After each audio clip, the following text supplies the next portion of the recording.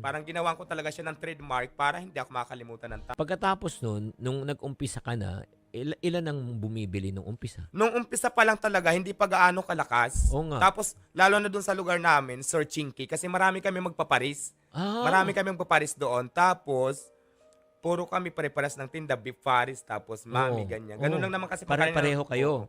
Ngayon, parang ang customer is hati-hati at saka nagsasawa na rin sa ganyang klaseng tinda. Siguro, tingin ko lang sabi ko, nag-isip ako, ano kayang ititinda ko, nakakaiba dito sa mga nagtitinda para maiba naman. Para, Tama. di ba, oo. So, inaisip ko yung Paris Overload, yung Litson Kawalik, saka si Charong Bulaklak, ginawa Oo. kong Paris, saka pinangalanan ko siyang Overload. Pinackage ko din siya sa isang soft drinks for 100 pesos. Ayun po, dito po nakilala yung Diwata Paris Overload.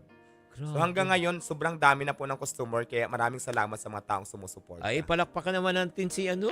So, Hindi, ito